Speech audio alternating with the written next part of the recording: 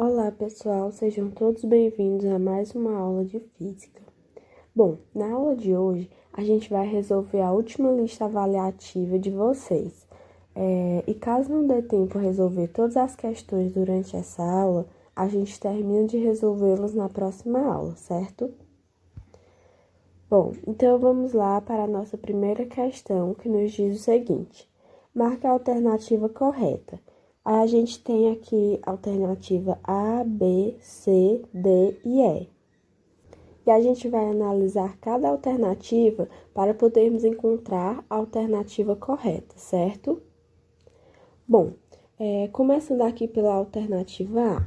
Bom, a letra A diz o seguinte: o trabalho de uma força independe de o corpo entrar em movimento. Bom, a gente vê que a alternativa A, ela está incorreta, pois vocês devem saber desde o conceito lá de trabalho que há uma relação entre força e deslocamento, né? Ou seja, se não foi realizado o movimento, logo não foi realizado o trabalho, pois o trabalho de uma força, ele depende sim se o corpo estará em movimento ou não. Então, a letra A, ela está incorreta. Vamos agora para a letra B, que nos diz o seguinte: trabalho é uma grandeza vetorial. Bom, a alternativa B, ela também está incorreta, pois a gente sabe que o trabalho, ele é uma grandeza escalar e não vetorial, certo, gente? A gente, inclusive, até já estudou os tipos de grandezas e a gente viu que as grandezas vetoriais são aquelas que possuem módulo, direção e sentido, certo? Pois bem, o trabalho, ele só possui módulo, ele não possui direção e sentido e, portanto, isso o define como uma grandeza escalar e não vetorial.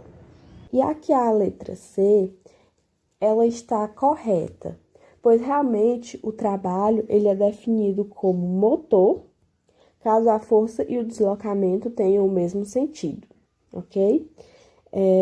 Então, para a gente concluirmos essa questão, vemos que a alternativa D ela está incorreta, pois de acordo com a equação do trabalho, onde temos, vou escrever aqui ao lado, o trabalho ele é igual a força vezes o deslocamento, né?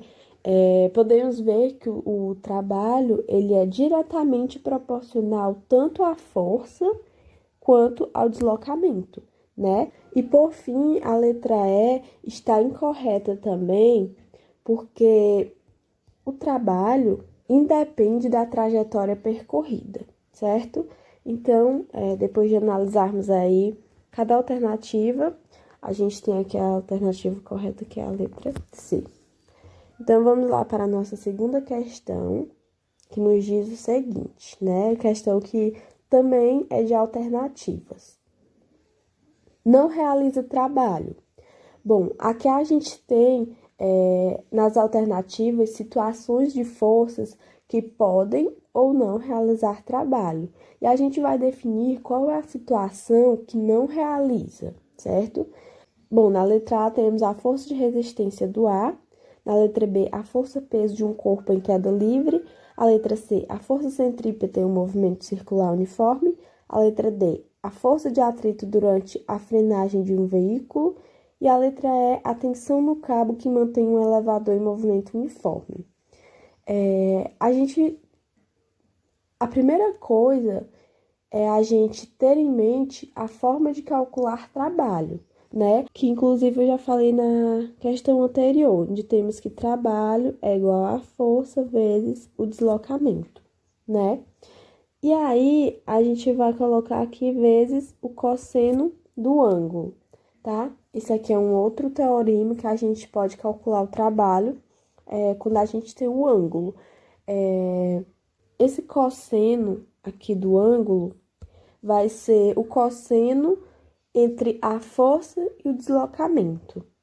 Bom, e o único jeito dessa força não gerar trabalho sobre o corpo é quando o ângulo entre a força e o deslocamento, o ângulo entre essa força e o deslocamento for igual a 90 graus, Por que 90 graus? Porque o cosseno de 90 graus é zero.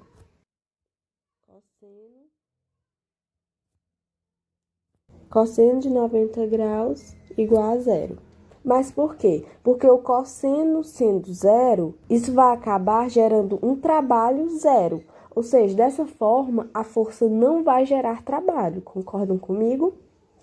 Bom, e dentre esses casos, né, que temos aqui, essas situações que falam que o trabalho da força será zero, a única que fala essa questão é aquela que fala da força centrípeta, né? Todo movimento circular, ele vai ter uma força centrípeta. No movimento circular uniforme, a única força que ele vai ter é essa força centrípeta. Mas o que é a força centrípeta? Por exemplo, aqui nós temos um círculo, não é mesmo? E aqui nós temos um objeto. Esse objeto, vamos supor que ele está fazendo uma trajetória para cá, tá? Ele está girando em sentido horário. Quando ele gira nesse sentido, o vetor de deslocamento dele é tangente à trajetória, né? Vai ser assim.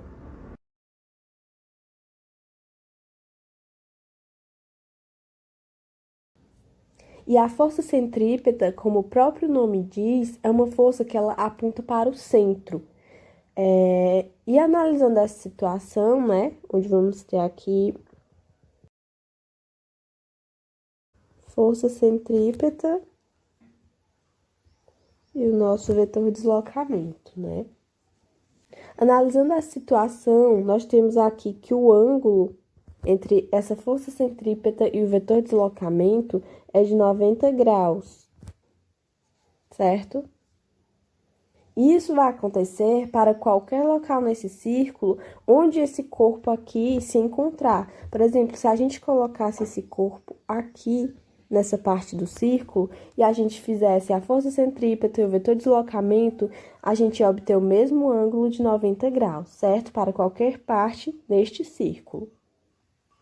Então, dessa forma, a gente pode sempre afirmar que a força centrípeta vai ter 90 graus com deslocamento no movimento circular uniforme.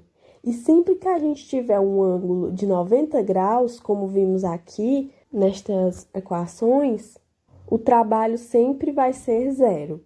Dessa forma, temos que a alternativa correta é a letra C, que diz que a força centrípeta em um movimento circular uniforme não realiza trabalho.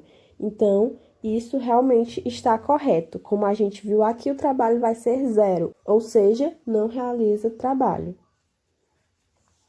E também todas as demais alternativas nos falam de forças em que o ângulo não é zero. Forças que vão fazer trabalhos positivos ou trabalhos negativos sobre o corpo. E são forças que realmente atuam sobre o deslocamento do corpo, certo? Para finalizarmos nossa aula, vamos para a nossa terceira e última questão da lista. Bom, a questão nos diz o seguinte: uma força constante F, horizontal, de intensidade 20 newtons, atua durante 8 segundos sobre um corpo de massa de 4 kg que estava em repouso, apoiado em uma superfície horizontal perfeitamente polida. Não se considera o efeito do ar. Qual o trabalho realizado pela força F no citado intervalo de tempo? Bom, gente, para a gente conseguir responder essa questão, primeiramente vamos ter que descobrir a aceleração. E para isso, a gente vai utilizar aquela equaçãozinha lá da segunda lei de Newton, onde temos que força é igual a massa vezes aceleração, certo? Substituindo os valores aqui nessa equação, a força que a gente tem é aqui, né, 20 newtons.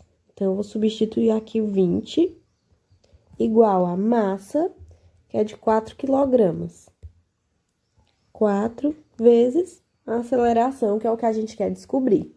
Então, temos que A é igual a 20 sobre 4, né? O 4 estava aqui multiplicando, a gente jogou ele para o outro lado da igualdade, dividindo. Então, temos que A é igual a 20 dividido para 4 é igual a 5.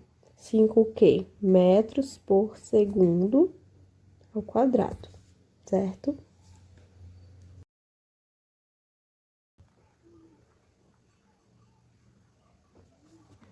Vou colocar aqui mais pro lado, para a gente utilizar esse outro espaço aqui que nos restou.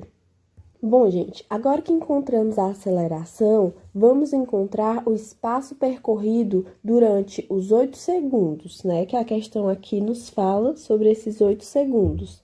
Então, para isso, a gente vai utilizar esta seguinte equação aqui. Espaço é igual a espaço inicial mais a velocidade vezes o tempo mais aceleração vezes o tempo ao quadrado sobre 2.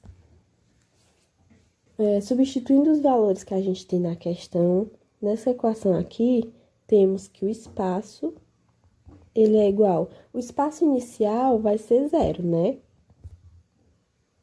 Mais a velocidade também é 0, vezes o tempo, que é 8, mais a aceleração, que a gente descobriu aqui, né, que é 5. 5 vezes 8 ao quadrado, né, porque 8 é o tempo, isso tudo sobre 2. Então, temos aqui que S é igual a... Aqui a gente tem uma multiplicação com 0, né? Então, aqui também vai dar 0, aqui é 0. Então, só nos resta essa parte aqui, ó, tá? A gente vai ter 5 vezes... Fazendo aqui logo esse 8 ao quadrado, né, que é 8 vezes 8, é igual a 64. Então, a gente coloca logo aqui 64 sobre 2. Então, a gente tem que o espaço, ele é igual a... Fazendo essa multiplicação aqui em cima, 5 vezes 64, a gente tem que é igual a 320 sobre 2. Logo, S é igual a... Realizando essa divisão, a gente tem que é igual a 160. Isso vai estar em metros. Certo, gente? Vou novamente diminuir aqui para a gente utilizar outro espaço. Bom, gente, e por fim, vamos substituir esse valor que a gente encontrou aqui do espaço, a gente vai substituir na equação do trabalho, onde temos que T é igual a força vezes o deslocamento, certo? Então, o trabalho... Ele é igual à força, que é de quanto? 20 newtons, né? Que a questão já nos dá. Vezes o deslocamento. Que o deslocamento vai ser esse que a gente encontrou aqui, certo? 160 metros. Então, temos que T é igual a 3.200 joules, né? Porque o trabalho, ele é medido em joule.